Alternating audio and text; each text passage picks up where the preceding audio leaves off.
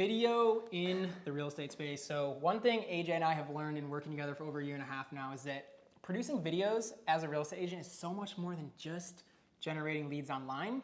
So in today's episode of Conversations, we're gonna have some coffee and we're just gonna talk about some of the brand deals that you've been able to secure as a real estate agent, as well as some strategic partnerships here in the local marketplace. So I'm just gonna run through a couple questions here and we'll just give the people an idea of what we're referring to as it relates to video in the real estate space. So AJ, so just for some context, because context is super important. So can you just walk us through why you've chosen video as a core marketing vessel to drive your real estate business forward? Just give the people why you selected video and kind of catch us up to speed to where we are now. Yeah, for sure. So, and to be completely honest, I do a little bit of both, but the reason I lean into video is because I believe in brand, and I believe in the fact that videos are out there, you know, working for you. I guess if we had to take it back to the very beginning, and if I'm like choosing a prospecting method, you know what I'm saying? If I'm calling and stuff like that, door knocking, whatever it may be, is that something that I want to still be doing years down the road? Do I want to have to wake up and do that? If I really ask myself that, no, I don't. I don't want to have a business that is reliant on me getting out there every single day and cold calling and door knocking. So when I thought about it, I'm like, all right, what can I do? It's like investing, right? What can I do now that will continue to get me results later, even if I lay off the gas pedal a little bit? And I saw that in video. And you know, I came across a couple resources, agents that were already doing it, books, stuff like the book Passive Prospecting, things like that, where it's like, okay, this makes a lot of sense. I can put a lot of effort into this right now. This continues working for me, even if I, like I said, lay off the gas pedal. And then one more strong piece of why I decided to do this is because when you finally do get that phone call after somebody binge watches all your videos, they're sold. Hey, AJ, come list my house. Hey, AJ, I want to work with you, whatever it may be. There's no hard selling to do anymore. Whereas traditional prospecting, it is very hard sells, and it's a very big skill set that you have to have. I think you still have to have it in this business, but video definitely walks the client down the sales path further, you know, before you even have a conversation with them. I don't know. It's just, it's just a cool idea. Like that's why I decided to dive into it. You know what I'm saying? I mean, the videos are selling for you before you have to. It's showing up to listing appointments, it's getting on phone calls, and they already know, like, and trust you, right? Exactly. It's that proverbial know, like, and trust factors that's so important in sales. And I guess to segue into the next part, and to kind of cap that part, is you're also extremely passionate about creating. You love creating. Like, as far as I know, some of the most fun we have is just creating, that youthful energy around just creating. So obviously I think you're able to take, you know, a vision for your business and think long-term, because that's what video is. That's what YouTube is for sure. And you're also extremely enthusiastic about video, which is the perfect blend, especially for actually building a business and forward thinking, right? So with that being said, although we are forward thinking, you can still get short-term results. And that's what I want to talk about. So can you talk us through, maybe let's go over one of the brand deals you've gotten. So let's start with Oakland. This was a new luxury apartment building here in the Fort Lauderdale area, as well as Tortoise One. They brought us up to West Palm Beach to kind of shoot this for them. But can you talk about, okay, who Oakland is, who reached out to you, how they found you, how we executed the game plan, and then even some of the results you got in post? Yeah, for sure. So, and feel free to chime in here if I miss anything, but when Khan says brand deal, what he means is, like, we weren't just going out there for free to do the content. We actually, you know, the content got to a level where people were like, hey, I like what you're doing.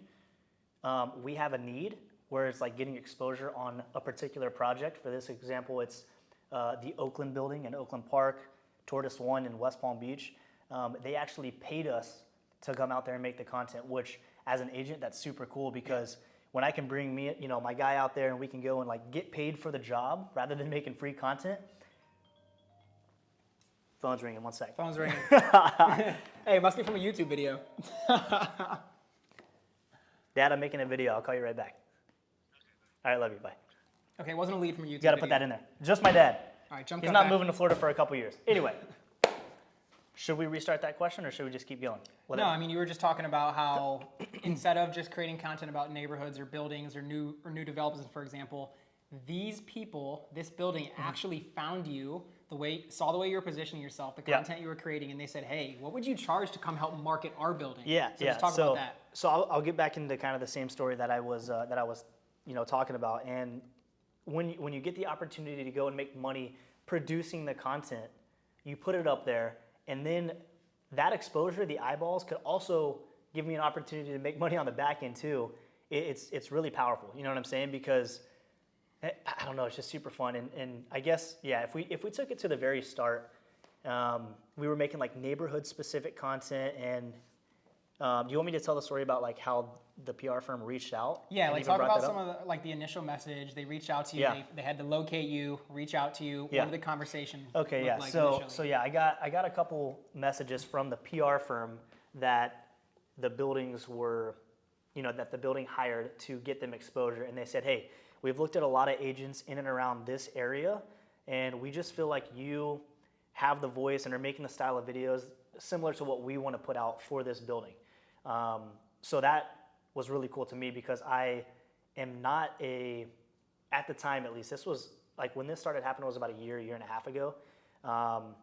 Not the most decorated agent at all, but because I positioned myself in a way to be able to talk on camera, put information out there that people want to see in like a creative way, they reached out to me, and we got the opportunity to go and get some exposure for that building, get paid on the front end. And actually a cool thing about this is it really did come full circle. We got paid to make this video, we pumped it out there, and then I think at like the 3-month mark, and I think maybe like 6 or 7, I got leads from the videos we put up. So I got paid to make the video. It was up there, living. We tagged it correctly. It was positioned properly to, for people to be able to see that video, and it was selling the building, right? Yeah. So people moving into town, they ended up reaching out to me off of a YouTube video, and I made a lot more money than what we got paid to make the video, for people to move into those buildings and, making, compensation and everything as an agent. So it's super cool. Yeah. No, that's dope. It was a cool experience. And I think something that we didn't see when we maybe started working together and kind of teaming up and tagging along with each other is the additional revenue streams that we could generate from this content we were creating, right? So your social media page, call it your digital billboard. What is that now to you? It's like your resume, it's leverage. And not even revenue stream, revenue other than money too. So exactly, social status, being that like local celebrity, you know what I'm saying? It's nothing crazy. Like not every face knows me, but there's so many more wins than just getting a lead when you start putting video out there. And that's something that we didn't necessarily know when we started, but once you put your time in, once you get on video and stuff like that, people will stop you every once in a while and say, hey, are you that guy that makes like real estate videos? I got stopped multiple times for stuff like that.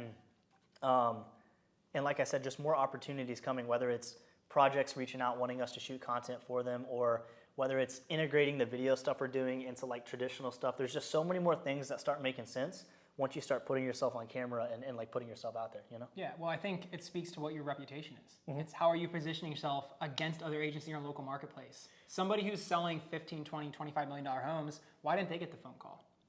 Because they're not on social media. They're not creating the content that you are. They're not positioning themselves as the go-to video person. And then what happened right after that one? They hired us again to go up to West Palm Beach and do another building. So now they have this Rolodex of people for a multitude of different reasons, and when it comes to creating video content, this is the guy right here. So those are some of the benefits of consistently creating high quality video content, is the reputation you build in your local marketplace amongst other agents, as well as for potential prospects and things like this, like marketing other buildings. Yeah, for sure. Yeah, so then I guess like the next question is, I know we were talking, those are kind of like brand deals, so to speak, getting hired to kind of market buildings. The last thing I want to talk about is Flibs. So the Fort Lauderdale International Boat Show, we just had such a cool experience last year partnering and teaming up with them. So again, on the back end of doing all the marketing for these buildings and starting to position ourselves in the South Florida Fort Lauderdale marketplace, we again could leverage what we were doing to position or partner with events or brands in the area such as Flibs. If you don't know, the Fort Lauderdale International Boat Show is the biggest in-water boat show in the entire world.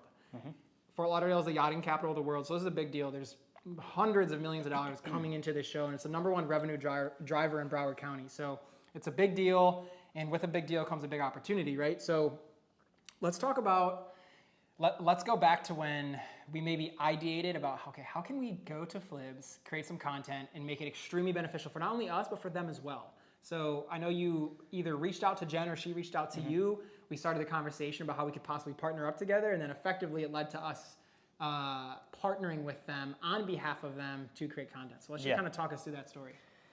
Yeah, so it started out with like, hey, you know, and this is where, until we did this, I didn't necessarily know what this was until we executed this properly, but collaborating with people on platforms like Instagram is something huge you can do in your local market. And we were thinking, you know, how can I get my face on that page? Whatever that may mean. And I was like, they're only going to post something if it's for that event, right? They're only going to post something that makes sense to their audience. So I'm like, all right, Correct. let's just like scratch real estate, whatever. I just want people to see my face. I want to make content for them, and like basically marketing for the boat show. If I market for the boat show, not myself, they're going to be like, all right, cool, let's collaborate on this. And then to take it back to the very beginning, yes, we tried to make some strategic relationships before we did that. Before we just asked them to collaborate, right. A page with 50, 60,000 followers, you're reaching out to the marketing director, messaging the Instagram. It's like message the Instagram, get an automatic response. Hey, email us at this thing here if you want to get in contact. Go in the extra route, emailing them. Hey, this is my name. This is my video guy. We want to do this and this and this at Flibs. We just want to come in, make ourselves available. We got a camera. We'll interview other businesses at Flibs to help those little businesses that are getting, that are paying for a spot in a booth to help them get exposure. Yep. Is that cool? Yes, that's cool. Here's 2 free media passes. Sick. Okay, cool. Right. So I was like, wow, that's really cool. Cool opportunity. And the next thing you know, they're collaborating with us on all different kinds of videos, which ended up being really cool. I think out of all the platforms we posted on, every video, every interview we did, I think it was over like 250,000 views collectively, which is huge. And that's when I felt like I was on a roll more than anything in the video creation like game, because everything I posted was just getting exposure. Mm-hmm. It's because I was putting my face on a page with 50, 60,000 followers, and it's just super powerful, you know?